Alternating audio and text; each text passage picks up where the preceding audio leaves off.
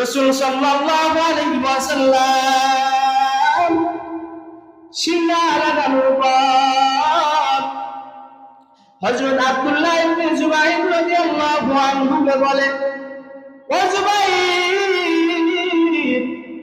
যাও এই রক্তকে তুমি দাফন করে আসো। আব্দুল্লাহ ইবনে জুবাইর রাসূলের মহব্বত, রাসূলকে কিরকম ভালোবাসতেন। ও গ্রামের মুসলমান,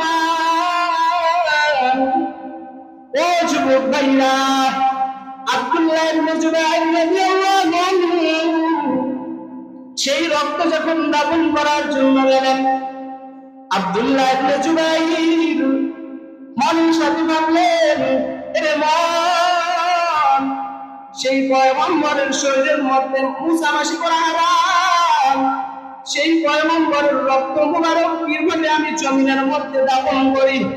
আব্দুল্লাহ ইবনে জুবাইর রাদিয়াল্লাহু আনহু সেই রক্তকে জমিনের মধ্যে দাফন করতে পারেন নাই।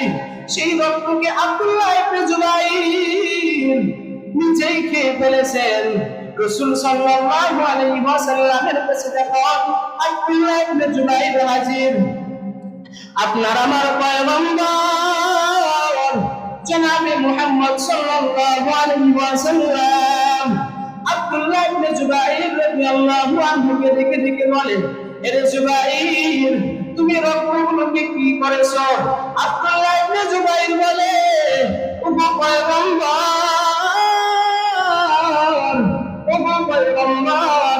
আপনার সেই রক্তগুলো আমি মাটির ভিতরে দাফন করতে পারি নাই। ও পয়গম্বর, আমি এই রক্তগুলো নিজেই খেয়ে ফেলেছি। রাসূল সাল্লাল্লাহু আলাইহি ওয়াসাল্লাম এই কথা শোনার সাথে সাথে রাসূল বলেন, লান তামাসসাকা মিনান নার।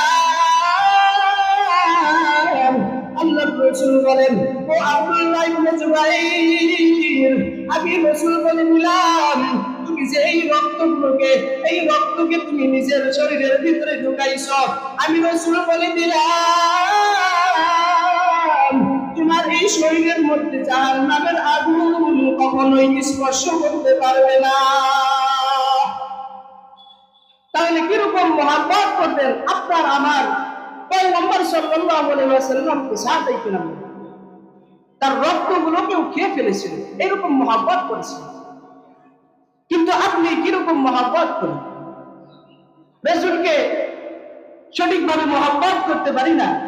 আর রাসূলকে মহব্বত করা মানে মুখ দিয়ে যে বলা, যে লোক দিয়ে মহব্বত করে, আসলে না, মুখ দিয়ে বললে রাসূলকে মহব্বত করা হয় না। রাসূলকে মহব্বত করা মানে রাসূলের জিন্দেগিটাকে নিজের জিন্দেগির মধ্যে বাস্তবায়ন করা। রাসূলকে মহব্বত করা মানে রাসূলের আদর্শ অনুযায়ী নিজের আদর্শটাকে করতে হবে রাসূলের আদর্শ অনুযায়ী। ও মুআজ্জাজ হাজিরিন, রাসূলের আদর্শটা কিরকম আদর্শ ছিলেন? ওয়াল্লাহ গোলাম, ও নবীর উম্মতের দল, ও গ্রামের মুসলমান, রাসূলের আদর্শটা কিরকম সুন্দর। রাসূলের আদর্শ দেখে হাজার হাজার কাফের মুসলমান হয়ে গেছেন। রাসূলের দরবারে থেকে কোনো